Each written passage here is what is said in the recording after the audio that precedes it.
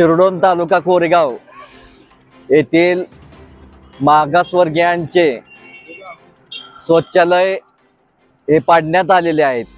हे शौचालय जातीय मानसिकतेतून काही समाजकंटकांना पाडून ते उद्ध्वस्त केलेले आहेत।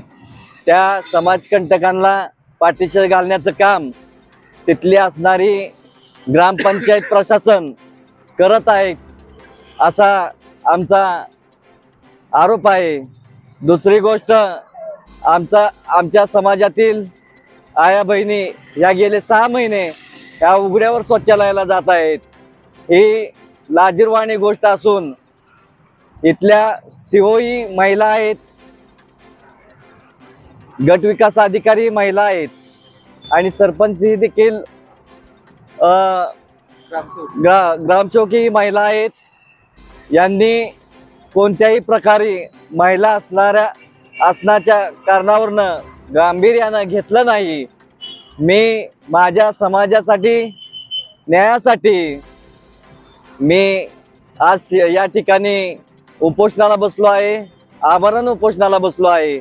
आज दुसरा दिवस आहे। आमची मागणी हीच आहे की गट विकास अधिकारी, ग्रामसेवक आणि सरपंचावर निलंबनाची कारवाई करण्यात यावी। दुसरी गोष्ट, जोपर्यंत शौचालय पूर्ण बांधून होत नाही तोपर्यंत मी या ठिकाणावरनं उपोषणापासून मी परावृत्त होणार नाही। याच्यात ज्या समाजकंटक जो मोकाट फिरत आहे त्याला अटक जर झाली नाही आणि माझ्या समाजाला न्याय मिळाला नाही तर मी आत्मदहन ही करण्याचा मी प्रशासनाला इशारा देतो। आणि जर याच्यामध्ये काही कमी जास्त झालं तर त्याला सर्वस्वी ग्रामपंचायत प्रशासन आणि जिल्हा प्रशासन हे जबाबदार असेल, हे मी प्रशासनाला सांगू इच्छितो।